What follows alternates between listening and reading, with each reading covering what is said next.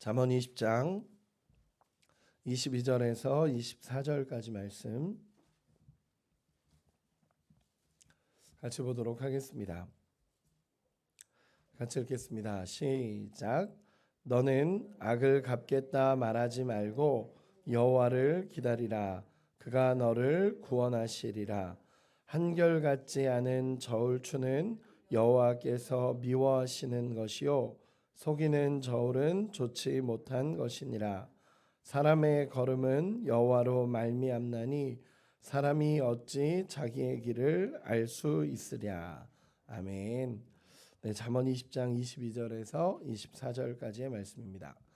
오늘은 여호와를 기대하라라는 제목으로 간략하게 말씀을 나누도록 하겠습니다. 원래 성막 말씀을 준비하다가 좀 정리해야 되는 부분들이 있어서 내일부터 같이 다시 성막 말씀을 나누도록 하고, 어제 말씀을 묵상하다가 이 말씀이 계속 묵상이 돼서 정리했던 말씀입니다. 제가 어린 시절에 잠언 말씀을 참 많이 읽었었습니다. 잠언 말씀을 저희 어머니께서 저를 이제 너는 지혜로운 아들로 커야 된다라고 얘기하시며, 잠언 말씀을 읽으면 지혜롭게 될 거다라고 얘기하시면서 이제 어머니랑 늘 이제 잠언이 그 날짜랑 맞잖아요. 31장까지 맞다 보니까 잠언 말씀을 하루에 한 장씩 매일매일 읽어가면서 어머니랑 같이 말씀을 나누고 그랬던 시간들이 있었습니다. 여러분, 잠언 말씀을 읽으면서 우리가 늘 생각하는 것은 이 지혜로움입니다. 지혜로움. 그런데 잠언은 굉장히 중요하게 이 지혜로움에 대해서 명확하게 이야기하는 부분들이 있습니다. 그게 뭐냐면 잠언 9장 10절에 우리가 잘 아는 여호와를 경외하는 것이 지혜의 근본이요 거룩하신 자를 아는 것이 명철이니라. 이 한마디로 사실은 잠언이 요약이 될 수 있습니다. 여호와를 경외하는 것이 지혜의 근본이다라고 표현을 합니다. 그리고 거룩하신 자를 아는 것이 명철이다라고 얘기하면서 가장 지혜로운 사람과 가장 명철한 사람은 결국 그 지혜의 근원이신 하나님을 알아갈 때 우리는 가장 지혜로운 자가 된다라는 것을 잠언 말씀은 계속적으로 이야기를 하고 있습니다. 그래서 잠언을 계속 읽으면서 제가 보는 이 잠언에 대한 시각은, 그렇다면 여호와를 경외하는 자의 모습은 어떤 모습으로 나타나는가라는 시각으로 항상 잠언을 읽습니다. 그럼 여호와를 경외하는 것이 지혜의 근본인데, 그 지혜로움과 명철하심이 여호와를 알고 경외하는 거라면 잠언 안에서 여호와를 경외하는 모습은 어떤 모습이었을까라고 찾는 것입니다. 그러다 보니까 그 시각으로 이렇게 볼 때 제 눈에 띄었던 구절이 이 잠언 20장 22절에서 24절까지의 말씀이었습니다. 그런 시각 안에서 읽을 때 여기서 두 가지의 모습이 나타납니다. 여호와를 경외하는 지혜로운 사람의 모습이 두 가지의 모습으로 나타나는데, 첫째는 22절에 나타난 악을 갚지 말고 여호와를 기다리라 라는 것과, 또 하나는 24절에 나타난 하나님이 이끌어 가시는 길에 대한 신뢰에 대한 말씀입니다. 그래서 이 두 가지만 오늘 간단하게 말씀으로 좀 나눠보고 싶습니다. 잠언 20장 22절 우리 같이 한 번만 읽어보도록 하겠습니다. 같이 읽겠습니다. 너는 악을 갚겠다 말하지 말고 여호와를 기다리라. 그가 너를 구원하시리라. 아멘. 제가 여호와를 경외한다라는 시각으로 이 말씀을 읽는데 이렇게 이야기하는 겁니다. 여호와를 경외하는 사람은 악을 갚겠다 말하지 말고 여호와를 기다리라. 그가 너를 구원하시리라 라는 것입니다. 여러분, 한번 이렇게 물어보고 싶습니다. 좀 이 새벽에 생뚱맞은 이야기일 수 있지만, 여러분 혹시 정말 용서하지 못할 정도로 정말 마음이 좋지 않았던 적이 있으십니까? 이 조명 한 번만 꺼주시겠어요? 여기 너무 이렇게 막 울려서 혹시 아픔이 크고 용서할 수 없을 정도로 우리를 뭔가 괴롭게 했던 상대가 있습니까? 저는 있었습니다. 저도 있었습니다. 용서가 안 될 정도로 참 어렵게 했던 사람이 있었습니다. 개인적으로 참 아프고 힘들게 했던 사람이 있었고, 그러다 보니까 뭐 용서가 안 된다라는 표현보다 쉽게 용서를 하기가 어려웠습니다. 뭐 뭔가를 저를 괴롭히고 막 이런 게 아니라 그냥 뭔가에 굉장히 아픔을 겪게 됐던 사람이 있었습니다. 어렵게 했던 사람이 있죠. 용서를 하고 싶었지만 사실 용서가 잘 안 되는 그런 상황에 있었던 사람들이 있었습니다. 그러나 결국 나중에 하나님의 은혜로 이렇게 용서가 됐던, 그래서 화해가 됐던 경험들이 있습니다. 이 본문은 이렇게 이야기하는 것입니다. 여호와를 경외한다면 너 스스로 악을 갚지 말라라고 얘기합니다. 그러면서 여호와를 기다리면 그가 너를 구원하시겠다라고 말씀하시는 장면입니다. 저는 이 말씀을 읽다가 굉장히 당황스러운 말씀처럼 느껴졌었습니다. 왜냐하면 아니 뭔가 힘들고 어려우면 이런 거 기다리는 게 아니라 뭔가 해결해야 되는 게 우리의 모습 아닙니까? 뭔가를 해결하고 뭔가를 해결해 가야 되는 게 우리의 모습 같은데, 이 본문에서는 이렇게 얘기하는 것입니다. 악을 갚겠다 하지 말고 여호와를 기다리라라고 이야기하는 것입니다. 여기서 기다리라라는 표현이 뭘까라고 하면서 찾아봤더니 히브리어 카와라는 단어를 쓰는데, 기다리라라는 이 표현은요, 다른 의미로 보면 기대하고 바라고 소망하라라는 표현입니다. 기대하고 바라고 소망하다라는 적극적인 표현입니다. 즉 쉽게 얘기해서 이 말은 소망을 여호와께 두라라는 것입니다. 악을 너가 갚지 말고 여호와께 소망을 두라라는 표현입니다. 여러분, 이런 모습을 가장 잘 표현하는 사람이 누구였을까요? 저는 성경에서 다윗이라는 인물이라고 확신합니다. 다윗은 30세에 헤브론에서 왕이 되죠. 근데 왕이 될 것이라는 이 미리 30세에서 헤브론에서 왕이 되지만 그 전에 10대에 기름 부음을 받습니다. 그리고 당신이 왕이 될 겁니다라고 얘기했습니다. 성경을 자세히 읽다 보면 다윗이 왕이 되고 싶었던 적이 있었을까요? 왕 되게 해주십시오라고 기도해 본 적도 없는 사람입니다. 왕이 될 거라는 기대도 안 했고 기도도 안 했습니다. 나는 왕이 될 거야 라는 기대함을 가지고 살았던 사람이 아닙니다. 그런데 갑자기 사무엘 선지자가 와서 기름을 붓더니 당신은 왕이 될 겁니다 라고 합니다. 기분은 좋았겠죠. 그런가? 라는 생각을 했을지도 모릅니다. 근데 그때부터 고난이 찾아오기 시작하는데 사울 왕으로부터 쫓겨다니기 시작합니다. 내가 왕이 되고 싶었던 것도 아니고 갑자기 사무엘이 기름 부음을 받고 나서 뭔가 영광스러운 일들이 벌어진 것이 아니라 그때부터 고난이 시작이 됩니다. 내가 왕 되고 싶었던 것도 아닌데. 그런데 그때부터 고난이 되기 시작하고 거의 한 15년 가까이를 도망자로 살아가게 됩니다. 사울이 다윗을 죽이려 했고 그래서 계속 쫓아다닙니다. 그 지역 자체가 한 강원도 정도 지역 정도 된다고 합니다. 그 크기가. 근데 그 크기를 수천 명의 사람들로 수색하고 다니는 겁니다. 10년 이상을 막 수색하고 다닌다고 생각해 보시기 바랍니다. 그럼 얼마나 아픈 도망자의 삶이겠습니까? 이 다윗이 그렇게 살았습니다. 블레셋, 아둘람, 그다음 황무지, 엔게디 굴, 그리고 남쪽의 바란 광야까지 계속 도망자는 인생을 살았습니다.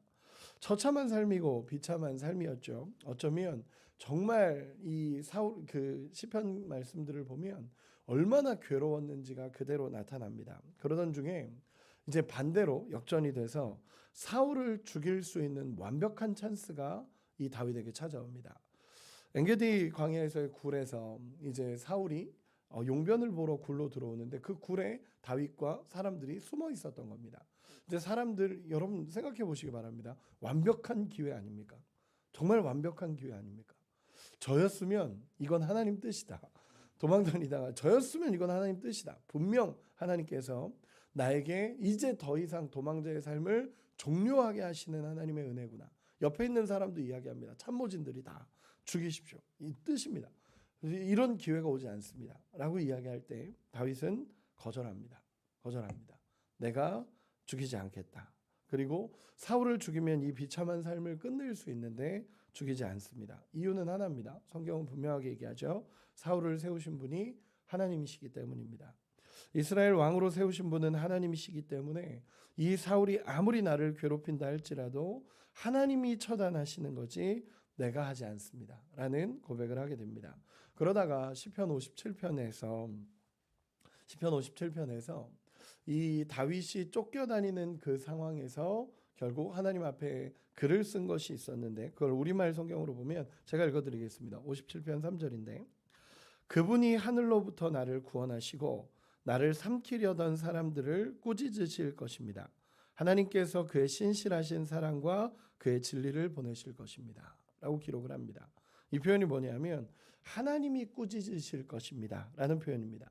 하나님이 책망하실 것입니다. 내가 하는 것이 아니라 하나님이 책망하실 것입니다 라고 이야기하며 다윗은 사울의 길을 걷지 않겠다라고 선언하는 것입니다. 우리가 악을 악으로 갚지 말고 선으로 악을 이기는 방법입니다. 하나님을 신뢰하고 하나님의 주권을 인정하고 하나님을 경외함으로 여기서 잠언에서 표현한 것처럼 악을 악으로 갚겠다 말하지 말고 여호와를 기다리라. 이 기다리라는 표현은 여호와께 소망을 두고 여호와께서 하실 것을 기대하라라는 표현입니다. 이 말씀이 눈에 들어왔습니다. 여호와를 경외하는 자의 삶이 뭘까? 여호와를 경외한다. 그 지혜로운 삶이라는 게 뭘까라는 것이 첫 번째는 저는 여호와께 소망을 두라라는 표현이었습니다. 여호와께 소망을 두라. 내가 나에게 힘들고 나에게 어렵고 이 말씀을 조금 바꿔서 우리의 삶으로 적용한다면 나에게 어려운 일들이 생기고 나에게 고난이 찾아오고 나에게 힘든 일들이 찾아오고 내가 해결할 수 없는 어떤 일들이 찾아올 때 여호와를 기다리고 여호와께 소망을 두라라는 것입니다. 여러분 여호와를 경외하는 지혜로운 사람의 모습은 여호와를 기다리는 사람입니다. 여러분 여호와께 소망을 둘 수 있는 은혜가 있기를 소망합니다. 두 번째는 뭐냐면 24절에 우리 24절 같이 한 번만 읽어보도록 하겠습니다. 같이 읽겠습니다. 시작. 사람의 걸음은 여호와로 말미암나니 사람이 어찌 자기의 길을 갈 수 있으랴. 아멘. 자기의 길을 알 수 있으랴 라고 표현하고 있습니다. 우리 비슷한 말씀이 잠언 16장 9절에 나타납니다. 사람이 마음으로 자기의 길을 계획할지라도 그의 걸음을 인도하시는 이는 여호와시니라 라고 성경은 기록하고 있습니다. 즉 모든 삶의 영역에서 우리를 다스리고 주관하시는 여호와의 주권을 나타내는 말씀입니다.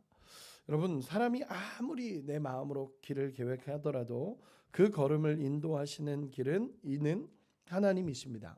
여러분 믿으십니까? 사람이 살아가는데 많은 한계가 있습니다.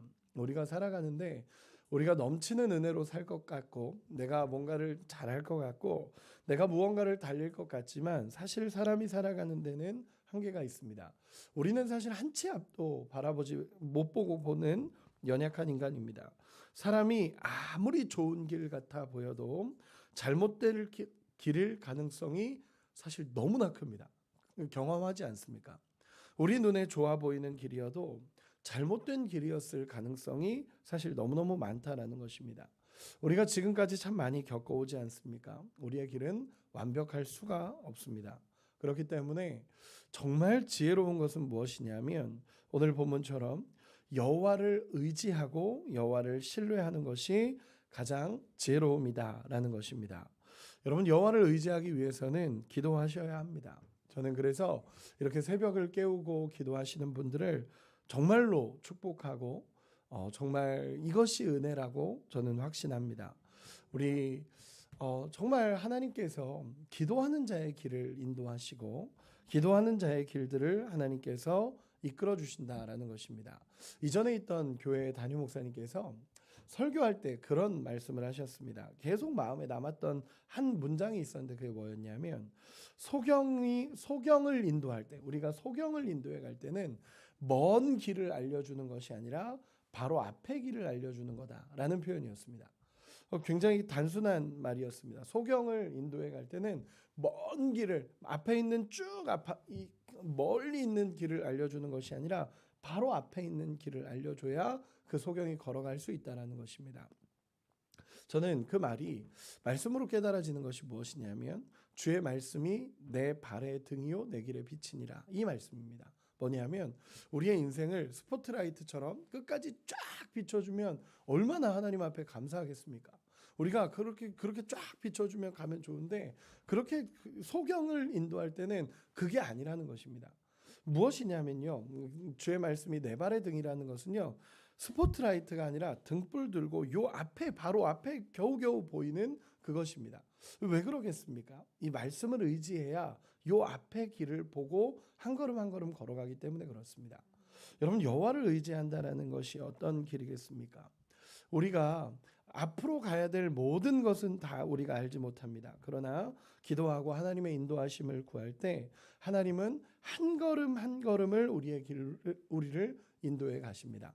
여러분 믿으십니까? 시편 23편에 보면 내 영혼을 소생시키시고 자기 이름을 위하여 의의 길로 인도하시는도다라고 이 다윗은 또 고백을 합니다.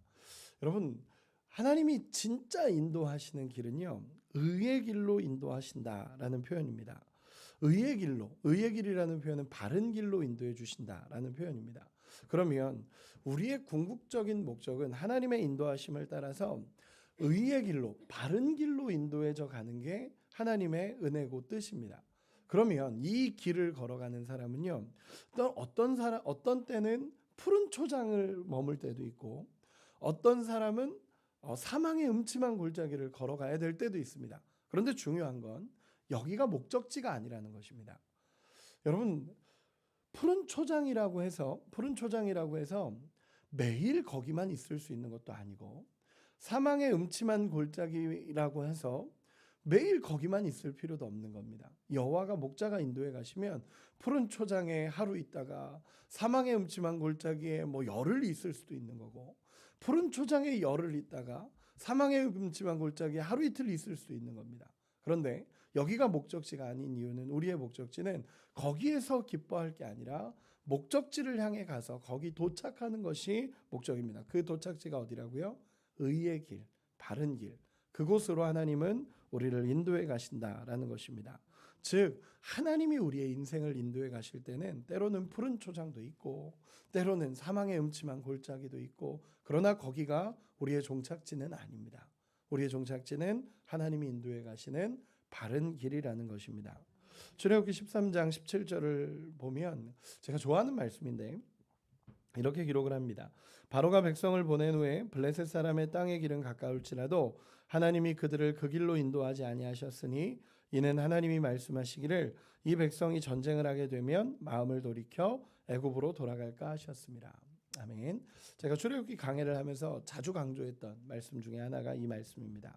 바로가 이스라엘 백성들을 내보내고 이제 모세가 이스라엘 백성들을 이끌어 나오고 하나님께서 이끌어 주시는데, 블레셋 땅에 가는 길이 여러 가지가 있었습니다. 그 중에 가장 빠른 길은 일주일에서 한 달 정도, 길어도 한 달 정도 걸리는 짧게 올라가는 코스가 있습니다. 그런데 그 길로 하나님은 가게 하지 않았습니다. 왜냐하면 그 길로 가게 되면 전쟁을 하게 될 텐데, 블레셋 그 가나안 땅까지 가는 길에 블레셋 사람들과 전쟁을 하게 될 텐데 하나님이 다 아시는 겁니다. 블레셋 사람의 땅의 길은 가까울지라도 그들을 만나면 다시 돌아가게 될 영적인 상태를 하나님이 아시고 오히려 돌아가게 하셨다라는 것입니다. 근데 돌아간 것이 하나님이 가장 빠르게 인도하신 길이었다라고 성경은 표현하고 있다라는 것입니다.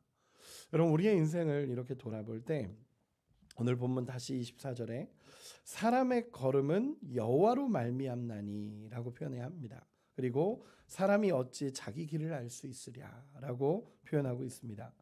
결국 여호와를 경외하는 지혜로운 사람은요, 여호와를 의지하고 신뢰하며 그 길을 인정하고 주님을 붙잡고 나아갈 때 가장 지혜로운 여호와의 길을 걸어갈 수 있다라는 것입니다. 여러분 우리의 인생에 이런 은혜의 역사가 일어나기를 소망합니다. 여호와를 경외한다라는 게 뭘까라는, 여호와를 경외하는 것이 지혜의 근본이다라는 이 말씀 한 구절을 갖고 사실은 잠언을 쭉 읽어가고 있습니다. 잠언을 쭉 읽어가고 있는데 결국 여호와를 경외하는 것은 여기서 이 표현에서 잠언 20장에 나타난 이 표현에서는 두 가지를 이야기합니다. 무엇이냐면 첫째는 여호와께 소망을 두라. 지금 이 시간에 우리가 많은 어려움을 겪고 있는다 하더라도 여호와를 기대하고 여호와께 소망을 두는 것이 여호와를 경외하는 지혜로운 자의 모습일 것입니다. 그리고 또 하나는 내 길을 내가 가는 것이 아니라 여호와께서 나의 걸음을 인도한다라는 것을 인정하고 하나님을 꽉 붙잡고, 사람이 우리의 길을 알 수 없으니 여호와를 의지해서 그 걸음을 걸어가는 것이 여호와를 경외한다라는 것입니다. 여러분 우리의 인생에 하나님을 신뢰하는 역사가 일어나기를 원합니다. 우리는 한치 앞도 볼 수 없는 사람들이 맞습니다. 우리가 늘 경험하고 있습니다. 우리는 잘하고 싶지만 어쩌면 인생의 한계에 늘 부딪히는 것이 우리의 모습입니다. 제가 그 부흥회 기간에 정말 깊이 은혜를 받았던 한 문장이 그거였습니다. 하나님이 지금 우리를 돕고 계시는데 그 도움의 장막을 거두시면 우리는 하루도 살아갈 수 없다라는 이 표현이었습니다. 여러분, 우리의 인생은 하나님의 절대적인 도우심 없이는 살아갈 수가 없습니다. 그래서 오늘도 우리 하나님을 의지하고 신뢰할 때만, 그 하나님 앞에서 하나님을 붙잡을 때만 우리의 걸음을 한 걸음 한 걸음 주님과 함께 옮길 수 있다라는 것입니다. 우리의 계획한 길을 가는 것이 아니라 하나님이 걷게 하시는 길을 걸어가는 우리가 되기를 소망합니다. 그래서 하나님을 기대하고 의지하고 그렇게 살아가는 우리가 되기를 소망합니다. 말씀의 결론을 간단하게만 맺겠습니다. 말씀의 결론을 맺겠습니다. 두 메시지의 결론은 같습니다. 무엇이냐면 여호와를 신뢰하고 여호와께 소망을 두라는 것입니다. 여호와를 신뢰하기에 나에게 겪는 어려운 일들 또는 나에게 겪게 되는 이 원수같이 달려오는 그런 일들 속에서 내가 하는 것이 아니라 여호와를 기대하고 소망을 두는 역사가 일어나기를 소망합니다. 또한 우리의 길을 하나님 앞에 맡겨두고 한 발 한 발 사람이 어찌 자기의 길을 알 수 있겠습니까? 사람의 걸음은 여호와로 말미암습니다. 그렇기에 하나님을 신뢰하며 한 발 한 발 오늘도 우리 주님 신뢰하며 믿음의 여정을 걸어갈 수 있는 우리 모두가 되시기를. 또 오늘 이 새벽에 기도할 때는 하나님 내 길을 인도하시고 나의 걸음을 붙잡아 주십시오. 또 여호와께 소망을 두오니 여호와여 나를 인도해 주십시오라는 간절한 고백과 기도가 있는 이 새벽이 되시기를 예수님의 이름으로 축원합니다. 기도하겠습니다.